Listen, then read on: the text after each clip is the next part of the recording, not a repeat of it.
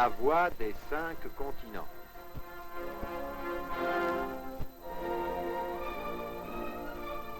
C'est un documentaire sur le 5e congrès mondial des syndicats réalisé par Olga Podgoretskaya. Images de Akuratov, Generalov, Gutman, Komarov, Monglovski, Siomin, Silenko, Trochkin, Khodiakov et Yatsun. Musique de Ledenev, avec les documents des actualités cinématographiques des pays étrangers. Production des studios de films documentaires à Moscou.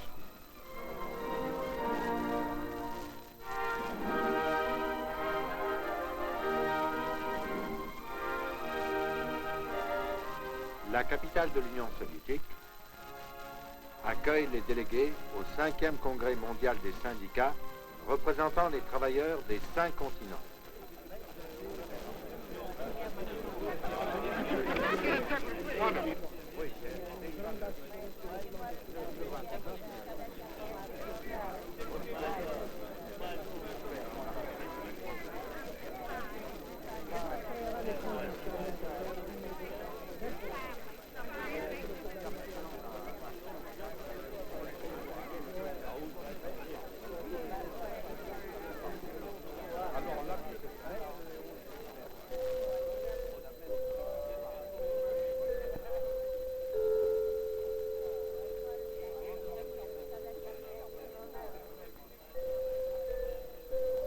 Le congrès s'ouvre dans ce même palais du Kremlin où peu de temps auparavant fut adopté le programme de l'édification du communisme en URSS. Près d'un millier de représentants des travailleurs de 97 pays.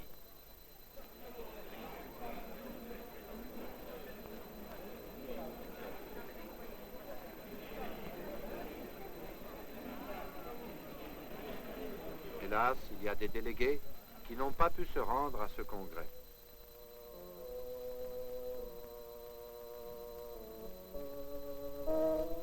Ce fauteuil vide à la table du présidium, c'est celui de Shafi Ahmed El-Sheikh, le dirigeant des syndicats du Soudan.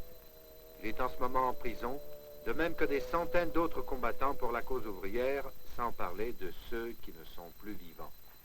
Pour commémorer leur souvenir, une minute de silence. À la mémoire de Giuseppe Di Vittorio, de Gaston Monmusso,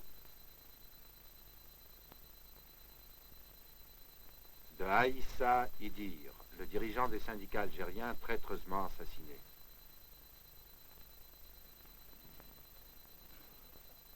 Le congrès fut inauguré par Agostino Novella, président de la Fédération syndicale mondiale.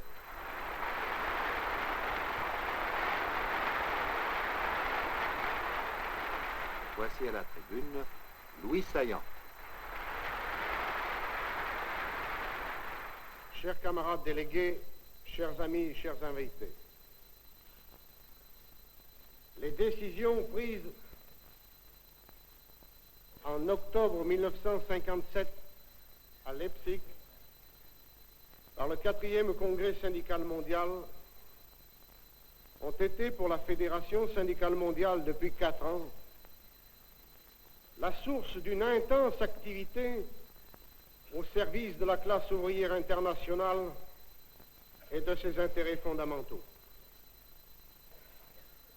La justesse de ces décisions s'est constamment vérifiée à l'épreuve des faits et de l'expérience du mouvement syndical international. Louis Saillant a consacré une partie importante de son rapport au problème fondamental de l'actualité, la sauvegarde de la paix. Puis il a brossé le tableau de 2 systèmes sociaux qui se confrontent actuellement.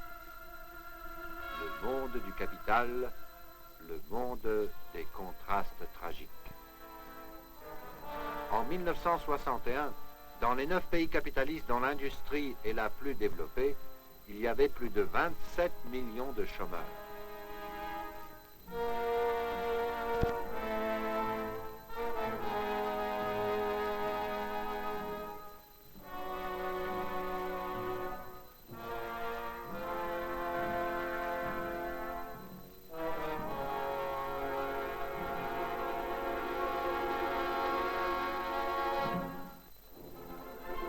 et l'autre monde, le monde du socialisme. Rien qu'en Union soviétique, on a vu au cours de ces 5 dernières années plus de 50 millions de travailleurs recevoir des logements neufs. Pensez donc, un quart de la population du pays a pendu la crémaillère. Dès l'enfance, le soviétique est entouré du souci de la nation. Dès l'âge de 7 ans, l'enseignement secondaire est obligatoire et gratuit. Une fois l'école secondaire terminée, le soviétique est libre de poursuivre ses études également à titre gratuit. Et lorsqu'il fera partie de la grande collectivité des travailleurs, il sera toujours soutenu et aidé par la société. Tel est le monde du socialisme où tout se fait au nom de l'homme et pour le bien de l'homme. Les succès de l'industrie, c'est pour le bien de l'homme. Depuis l'avènement du régime soviétique, la classe ouvrière a obtenu un accroissement de la production de 45 fois.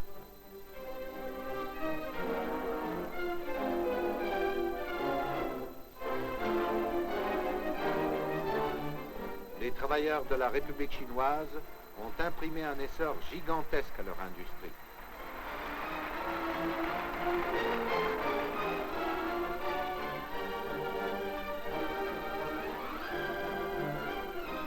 La production industrielle de la République populaire de Pologne s'est accrue de 7 fois.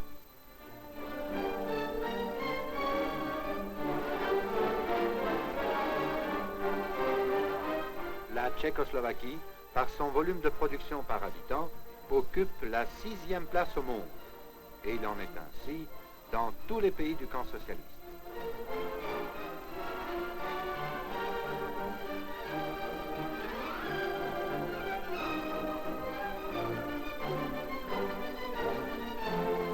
Les travailleurs des pays du socialisme sont devenus maîtres de leur destinée. Et leur exemple exhorte à la lutte pour une vie de bonheur et de dignité la classe ouvrière des pays capitalistes. Allemagne occidentale. Le mouvement de grève a pris dans le monde entier une ampleur sans précédent. Amérique, environ 2 millions de grévistes tous les ans. La grève des marins en été 1961 a paralysé toute la marine marchande des États-Unis. France. Dans ce pays, le mouvement de grève frappe durement les monopoles au pouvoir.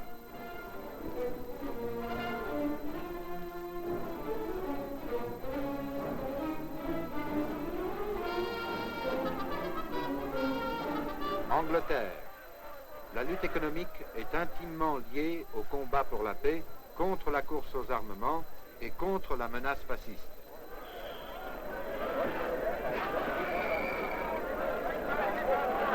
Italie.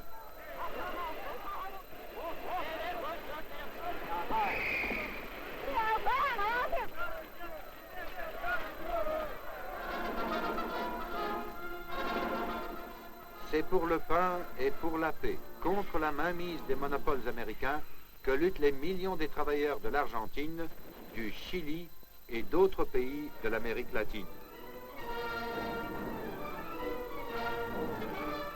Le front de la lutte des classes passe aujourd'hui par tous les continents. Afrique.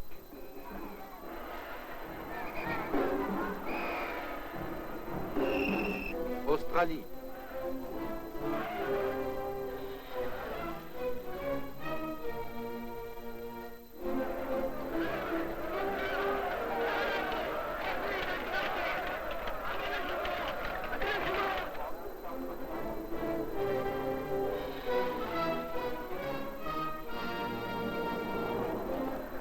Un brillant exemple de la lutte des classes nous a été fourni par la célèbre grève en Belgique.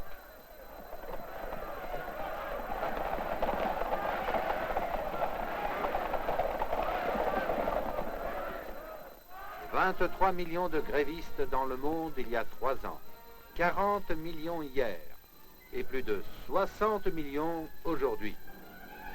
Le mouvement contre la mainmise des monopoles capitalistes est soutenu par tous les peuples. Et dans cette lutte, un rôle énorme est dévolu aux syndicats.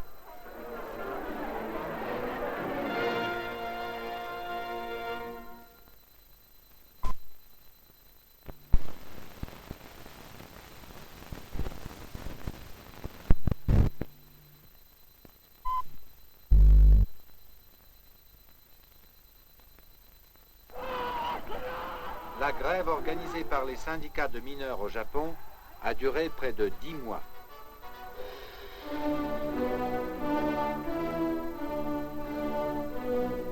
288 jours durant, les mineurs portaient ces bandeaux qui étaient le signe de ralliement des grévistes. Les syndicats ont collecté des dizaines de milliers de revendications, de pétitions et de protestations. Ils ont soulevé le peuple tout entier pour soutenir et aider les grévistes. Ils ont nourri leurs familles et se sont occupés des vieillards et des enfants. C'est à l'appel des syndicats que des millions de travailleurs japonais ont collecté pour les grévistes 100 millions de yens. Les fédérations syndicales de nombreux pays ont organisé une aide aux grévistes.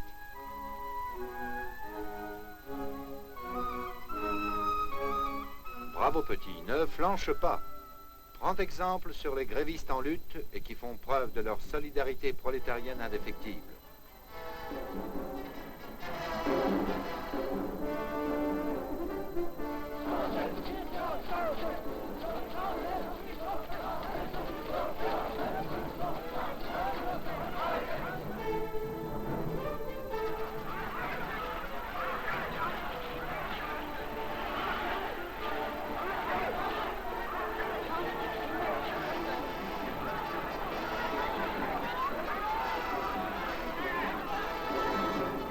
La grève des mineurs au Japon a été un brillant exemple du courage et de l'unité des travailleurs de ce pays.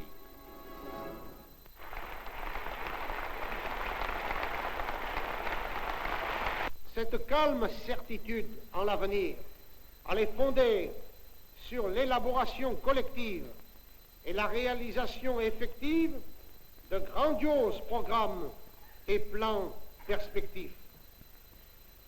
Les travailleurs du monde savent que le 22e congrès du Parti communiste de l'URSS a adopté un programme constructif de 20 ans. Ce programme a été aussi adopté par le Conseil central des syndicats de l'URSS. Il est devenu le programme du peuple soviétique tout entier, qui est à pied d'œuvre déjà pour la construction du communisme dans son pays. En conclusion de son discours, Louis Saillant a déclaré: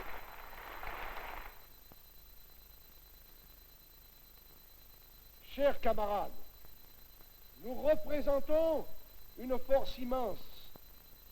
Elle sera irrésistible si nous sommes solidement unis, si nous formons un front commun de lutte pour les intérêts vitaux des travailleurs, la démocratie et le progrès social, pour la cause de la paix mondiale et l'indépendance nationale. Prolétaires de tous les pays, unissons-nous pour la paix, la liberté et le bonheur des hommes. Vive le Congrès syndical mondial.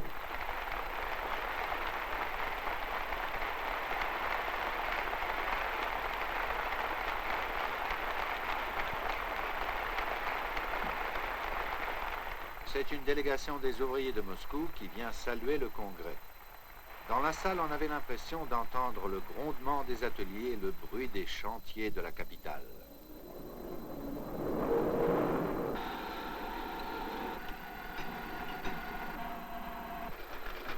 Au nom des 4 millions d'ouvriers et employés moscovites, au nom de tous ceux dont le travail, l'intelligence et la volonté font la gloire et la richesse de Moscou, le Congrès a été salué par le tourneur de l'usine Prolétaire Rouge, Nicolas Kouzmine.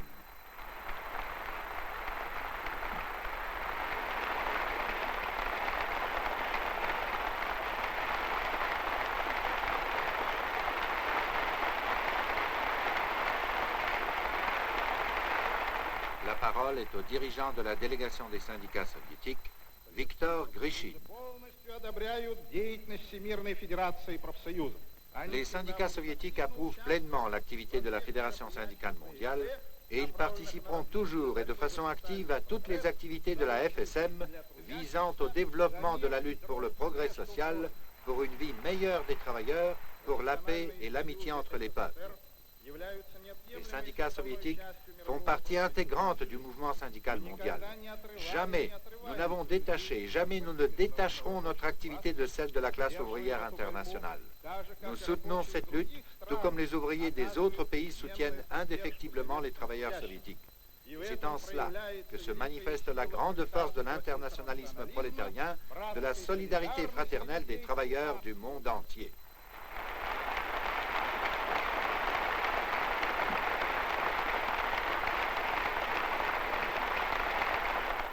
La solidarité internationale, voilà l'essentiel.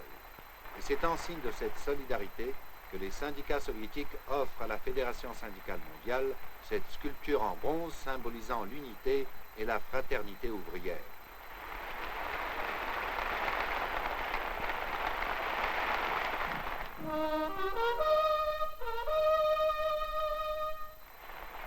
Les enfants de Moscou viennent saluer le Congrès.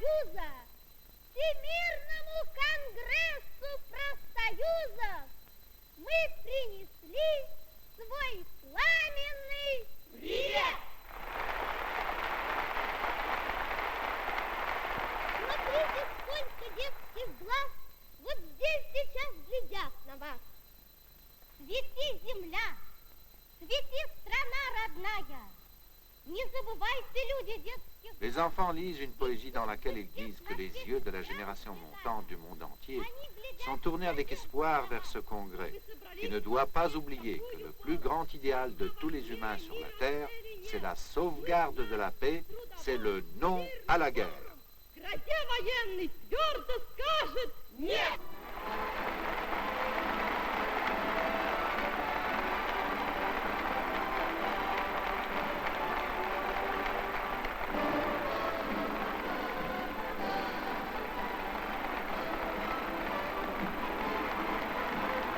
Souhaitons que leurs paroles parviennent jusqu'à la prison où se languit Shahi Ahmed El-Sheikh.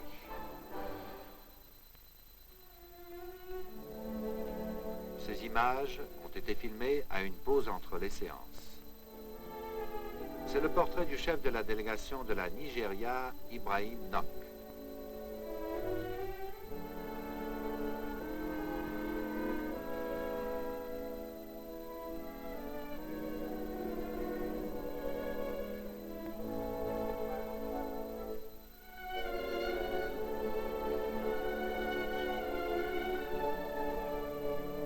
À ce congrès, le célèbre mécanicien de locomotive ukrainien Tchernov et sa femme ont lié connaissance avec le mécanicien de locomotive japonais Moriya Masaharu et le mineur Kitaoka Takeshi, qui ont pris part tous les deux à la célèbre grève dans les mines du Japon. C'est pour moi un grand plaisir et un grand honneur d'être à Moscou. Les camarades mineurs de la mine d'Obriv ont fait cet album dans le fond de la mine. Et ils m'ont chargé de vous le montrer et de vous le donner à titre de cadeau offert par les mineurs d'Obriv. C'est la conversation que nous avons surpris entre le mineur français Elio Fiorani et son collègue soviétique Vladichenko. Ils étaient 75 mineurs décidés à rester au fond de la mine tant que la direction ne revienne sur sa décision de fermer la mine et de les révoquer.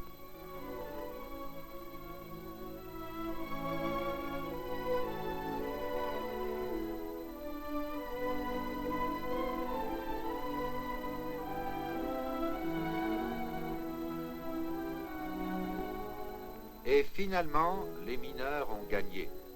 Ce fut une victoire conquise de haute lutte, une victoire qui prouvait l'unité des travailleurs. À cette époque, ils ne pouvaient pas savoir que bientôt leur exemple sera suivi par les mineurs de Decazeville.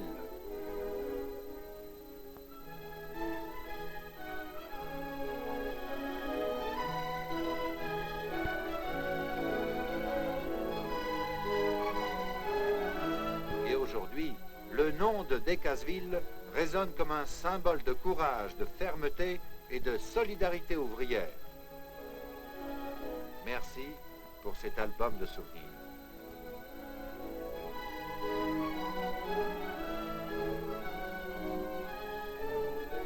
voici un petit cadeau en signe d'amitié des mineurs soviétiques.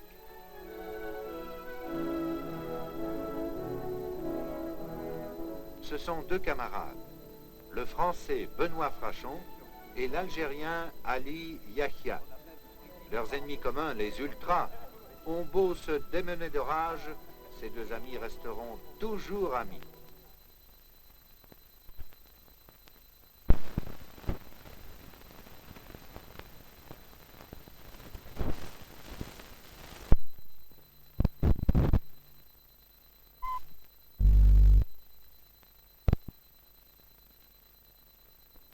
Camarade président, chers camarades, mes paroles à ce congrès où nous assistons en tant qu'observateurs seront tout d'abord de remerciements pour cet accueil enthousiaste qui, par-delà notre délégation, s'adresse aux travailleurs et au peuple algérien en lutte pour mettre fin à une longue et sanglante occupation.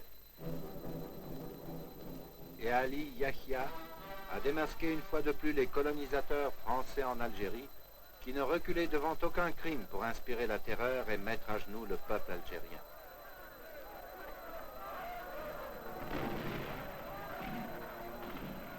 C'est là l'œuvre des ultras, ceux qui ont formé l'OAS.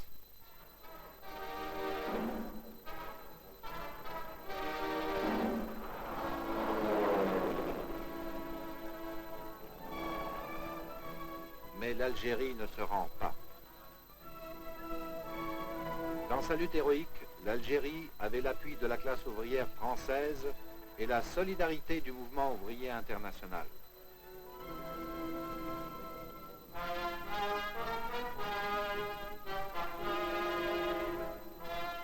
Quel est donc l'appât qui attire tellement les colonisateurs?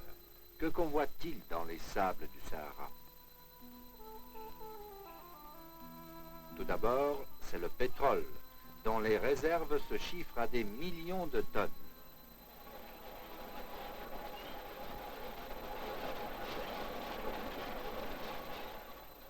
Le gaz naturel, il y en a assez pour toute l'Europe pendant tout un siècle.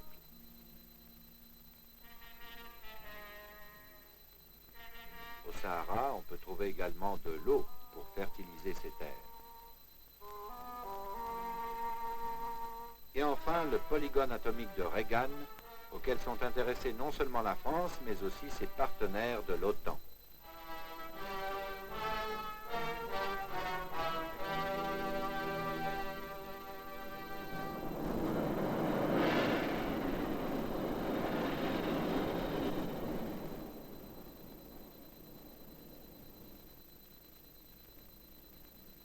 Le problème algérien est en partie le vôtre, car la liquidation définitive, totale et immédiate du colonialisme est une nécessité historique qui intéresse la communauté internationale.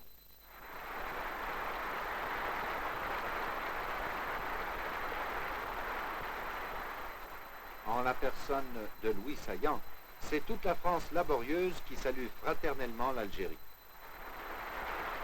Ibrahim Zakaria, secrétaire de la Fédération syndicale mondiale, a commencé son rapport en annonçant que bientôt un nouvel État, le Tanganyika, viendra se joindre aux 21 États africains indépendants. Il est plus que temps d'en finir avec le colonialisme qui fait la honte de notre époque. La conscience des peuples ne peut plus tolérer que la plus grande joie de la vie, c'est-à-dire le travail, soit une malédiction pour l'homme et une menace de mort pour les enfants.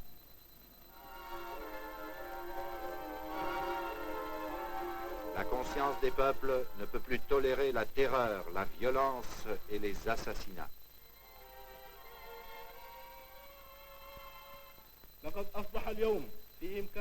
L'heure est venue à chaque nation de proclamer aux colonisateurs « Sortez de notre pays ». Nous pouvons nous-mêmes décider de notre sort en bénéficiant de l'aide de nos amis. Le Congrès a entendu le représentant du Tanganyika, le plus jeune État africain, le délégué Rwegasura. Je suis heureux de m'adresser à ce congrès. En cette journée du 9 décembre, quand le peuple de Tanganyika célèbre la proclamation de l'indépendance de son pays. Tanganyika's independence, December 9, 1961. Yet although we are free, Mais quoique libres, nous devons être vigilants et attentifs. Nous devons en finir avec les réactionnaires qui voudraient conserver le colonialisme dans notre pays.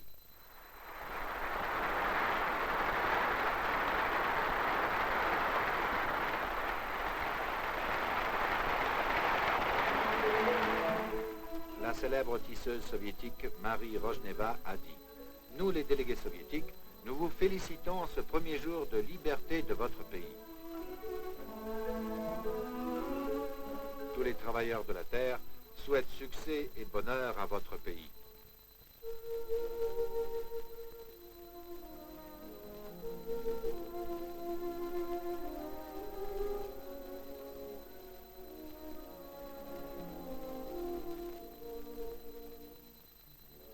Les délégués ont rencontré l'un des pionniers du cosmos.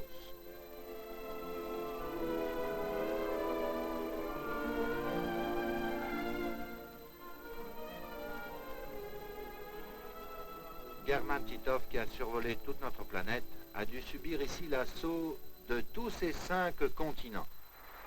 Heureusement pour lui, il est appelé à la tribune.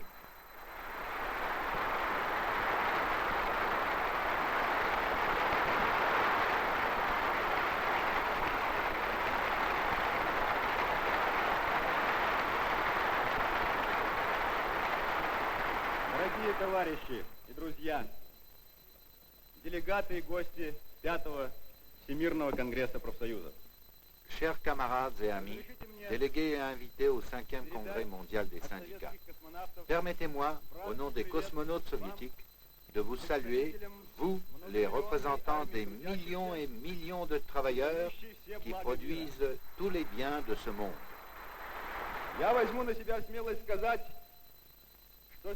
Je prendrai l'audace d'affirmer que parmi cette armée des millions de travailleurs, nous autres cosmonautes, nous représentons la profession la plus rare sur la Terre. Mais le temps n'est pas loin où les vols cosmiques deviendront chose habituelle, où seront créées de nombreuses stations spatiales, où iront travailler de nombreux savants, ingénieurs et ouvriers. C'est vous dire que probablement, à l'un des prochains congrès mondiaux des syndicats, nous vous saluerons non pas en tant qu'invités, mais en tant que délégués de la Fédération syndicale des cosmonautes.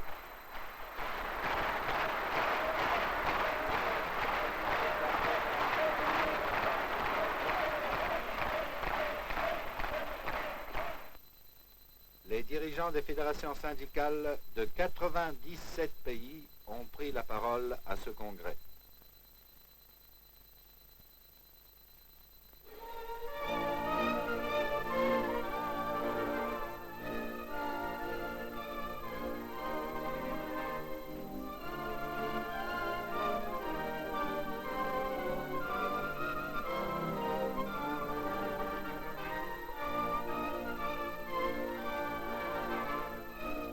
Ces hommes de toute conviction politique, de toutes les croyances et de toutes les races, étaient unanimes à affirmer que l'humanité a besoin avant tout de paix, que celui qui travaille où qu'il soit a droit au bonheur.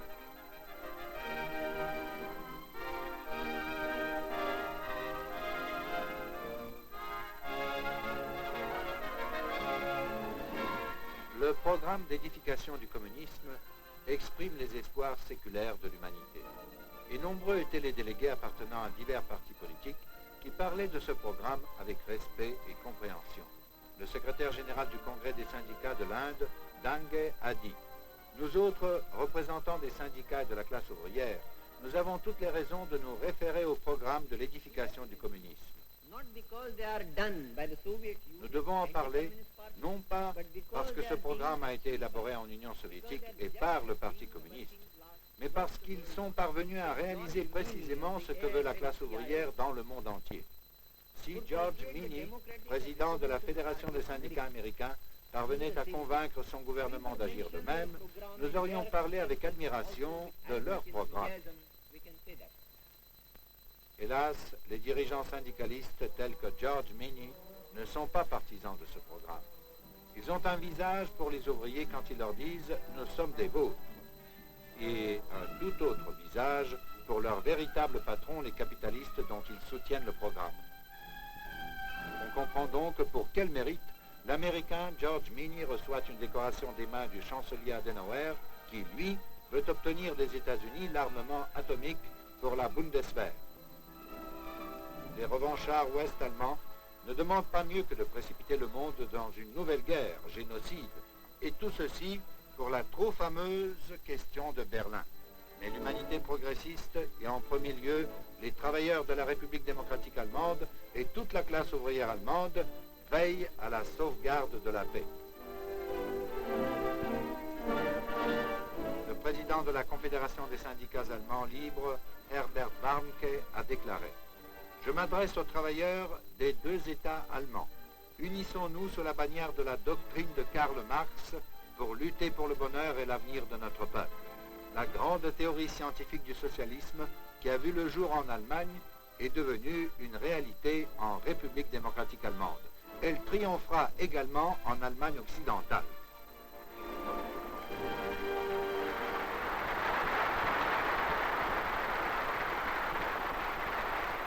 Ce buste de Karl Marx est le cadeau au Congrès offert par les ouvriers allemands.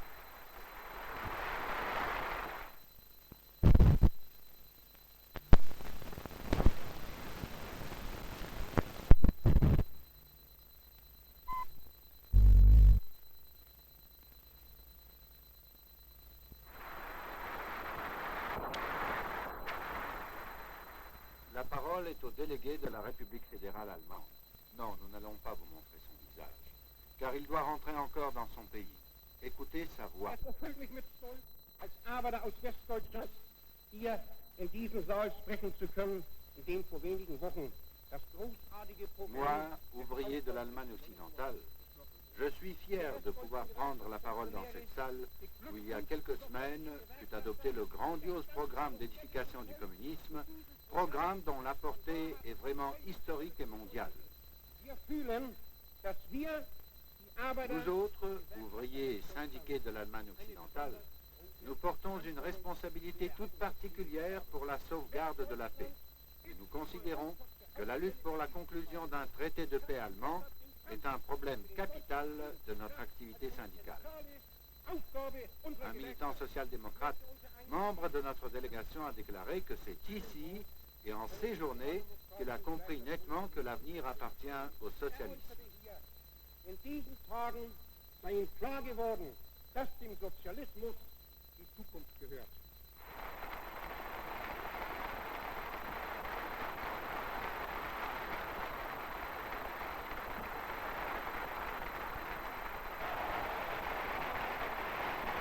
Tel fut l'accueil que le Congrès a réservé au chef du gouvernement soviétique, Nikita Khrouchtchev.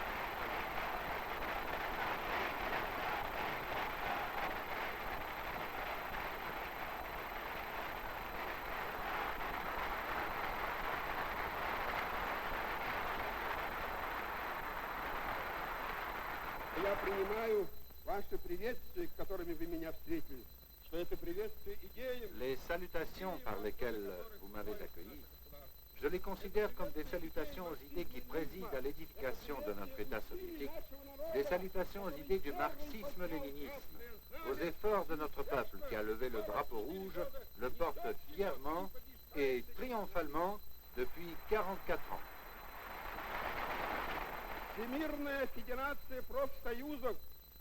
La Fédération syndicale mondiale est un enfant de la classe ouvrière internationale. C'est l'incarnation de l'essor de son organisation et de sa conscience de classe. À ce 5e congrès mondial sont représentés les syndicats de toutes les parties du monde. À ce congrès prennent part des représentants syndicaux de différentes tendances, ce qui fait que votre congrès est vraiment représentatif et c'est une véritable assemblée mondiale des travailleurs. Aucune classe dans l'histoire de l'humanité n'a accompli des missions aussi grandioses que la classe ouvrière. Elle a prouvé qu'elle est capable non seulement d'abolir le vieux monde, le monde de l'exploitation et de la violence, mais encore de construire une société nouvelle, la société socialiste, qui bénéficie d'une vie heureuse et libre des masses populaires.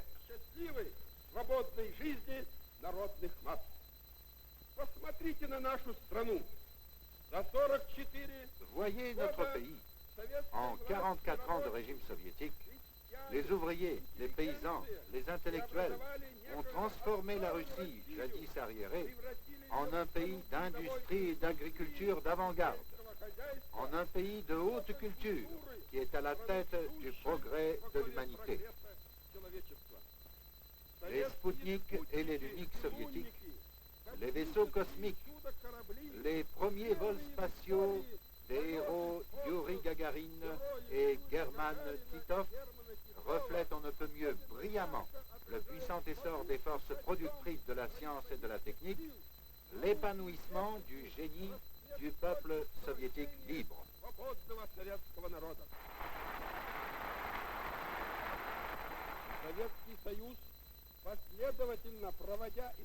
L'Union soviétique, qui mène avec esprit de suite la politique léniniste de coexistence pacifique des pays ayant différents régimes sociaux, se prononce et se prononcera toujours avec fermeté pour un désarmement général et total, soumis à un contrôle international, et fera tout son possible pour qu'une nouvelle guerre ne puisse se déclencher. Permettez-moi, chers camarades, de vous souhaiter encore une fois le succès dans votre mission de lutte pour les intérêts vitaux des peuples, pour la paix, l'indépendance nationale et le progrès social.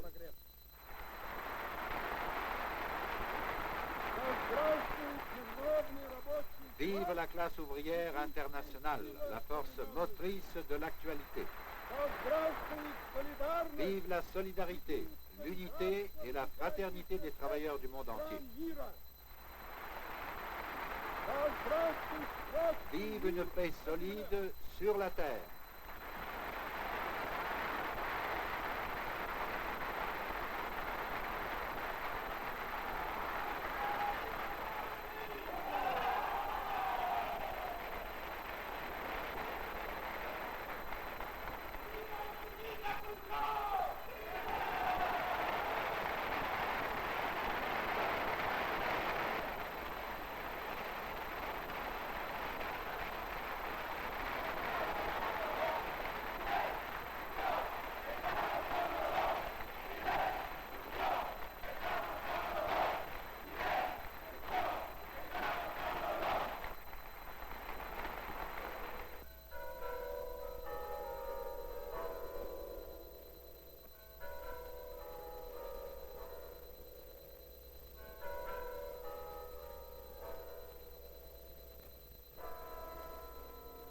Les délégués du Congrès sont venus au mausolée de Lénine pour exprimer leur sentiment d'amour au créateur du premier État des travailleurs au monde.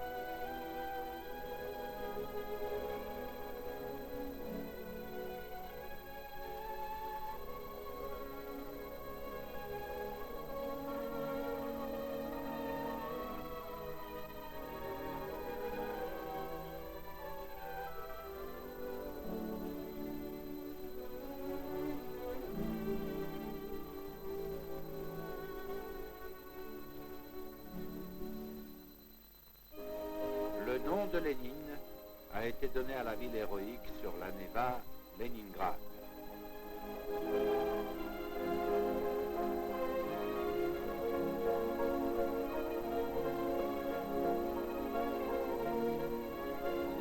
Les délégués du Congrès ont eu l'occasion de visiter de nombreuses villes du pays des Soviets.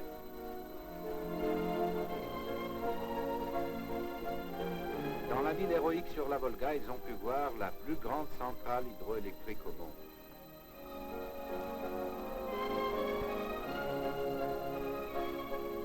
À Roustavie, en Géorgie, ils ont visité une grande usine métallurgique.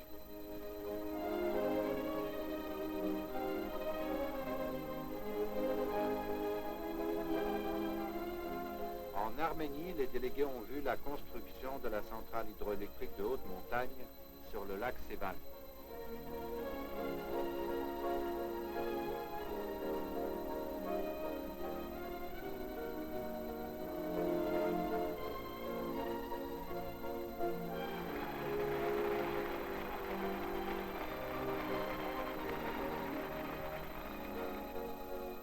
À Bakou, la cité du pétrole, les délégués ont visité les exploitations en pleine mer Caspienne.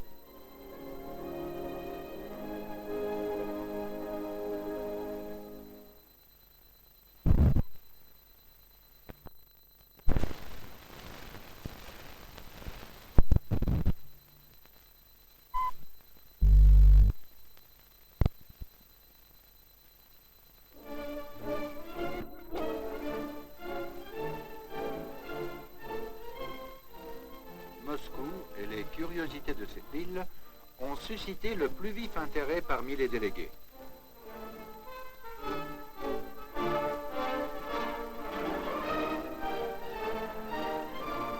Au centre de la ville, non loin du Kremlin, se dresse le monument au fondateur du socialisme scientifique, Karl Marx.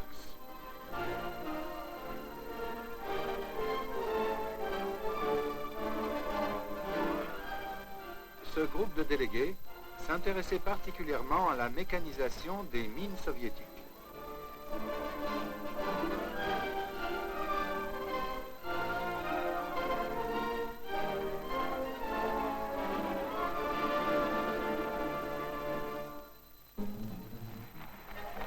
Un autre groupe s'est rendu à l'usine d'horlogerie numéro 2 de Moscou.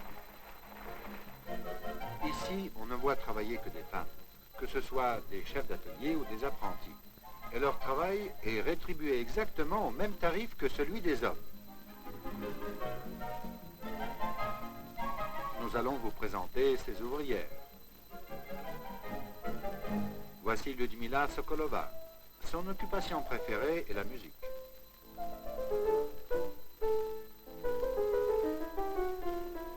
Nina Shmachkova, l'une des meilleures volleyeuses de l'usine.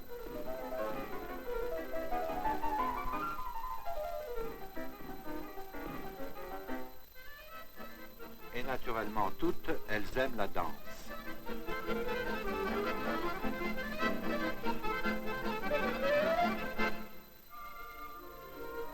À votre usine d'horlogerie, on ne sent pas passer le temps, plaisantaient les délégués en prenant congé. Et pendant que les mamans travaillent, leurs gosses s'amusent au jardin d'enfants de l'usine.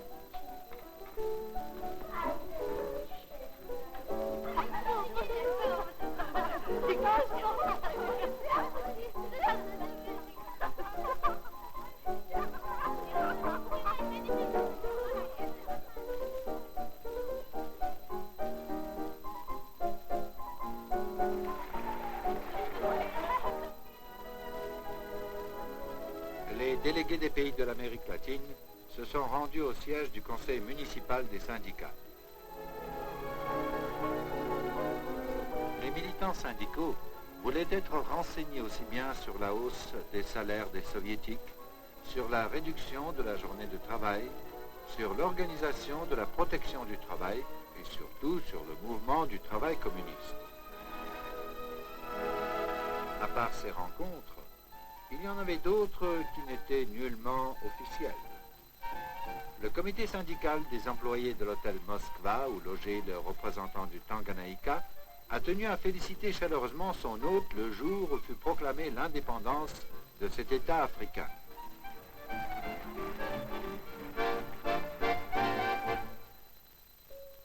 Les délégués du Congrès, l'instituteur cubain Alberto Abreu et son ami l'ouvrier Segundo Estrada, sont venus en visite chez le tourneur Nicolas Kuzmin.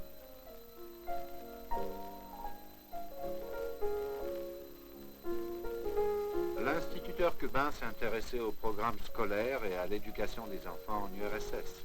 Et naturellement, le tourneur soviétique n'a pas manqué de l'interroger en détail sur Cuba. « Sais-tu où se trouve Cuba » demandait Alberto Abreu au fils de Kuzmin. « Bien sûr », répondit Micha, « ici, dans la mer des Caraïbes. On nous l'a montré à l'école. » En parlant à ce garçon, racontait plus tard Alberto Abreu, délégué du Congrès, je me suis souvenu de la tragique histoire de mon compatriote Manuel Ascunce, âgé de 17 ans. Ce n'était pas un instituteur, mais un simple brigadiste, et en tant que tel, il est parti à la campagne pour apprendre aux paysans à lire et à écrire. C'est dans cette pièce qu'il vivait. Et voici sa lampe bleue, le symbole de cette lumière qu'il voulait apporter aux paysans. Les ennemis du peuple, les tueurs à gages, se sont emparés de lui une nuit et l'ont sauvagement assassiné, lui et son élève, le paysan chez lequel il vivait. C'est ici, aux branches de cet arbre, qu'ils furent pendus tous les deux.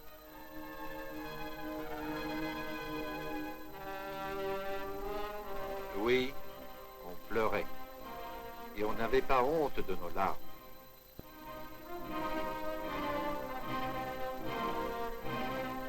Et en pleurant, nous serrions les poings et nous faisions le serment de venger Manuel Ascunce et de lutter avec plus de courage encore pour notre pays.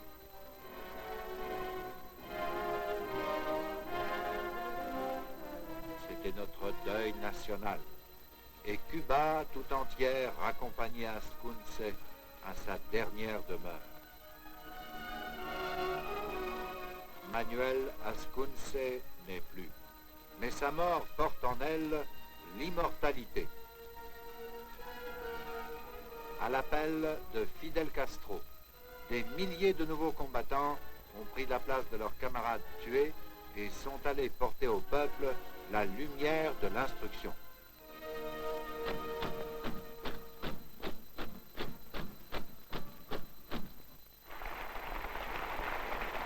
Le Congrès salue Cuba héroïque.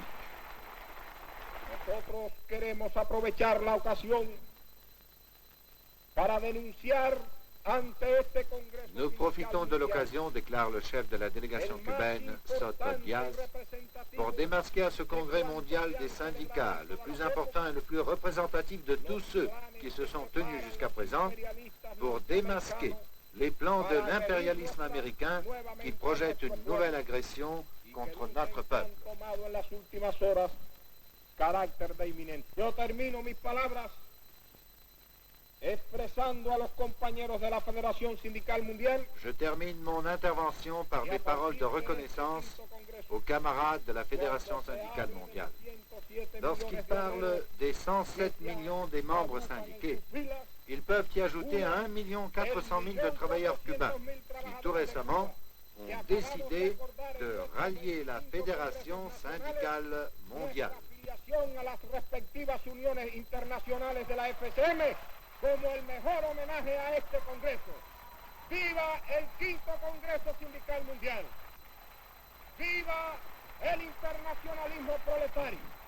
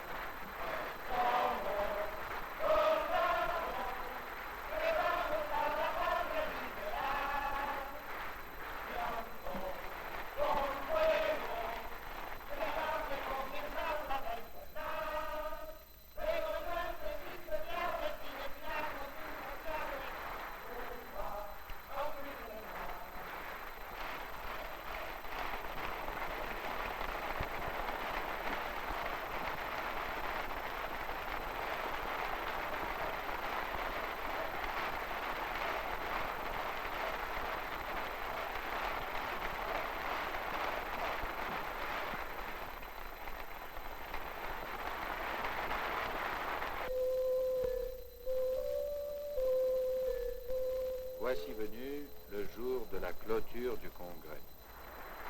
C'est Renato Bitossi, un métallo de Florence, vaillant combattant contre le fascisme et militant actif du mouvement syndicaliste italien, qui a été élu au poste de nouveau président de la Fédération syndicale mondiale. Louis Saillant est réélu secrétaire général. Le Congrès adopte les documents clés du mouvement ouvrier international. Ce sont le programme d'action des syndicats qui oriente leur activité à la solution des problèmes cruciaux de l'actualité et l'appel aux travailleurs du monde entier.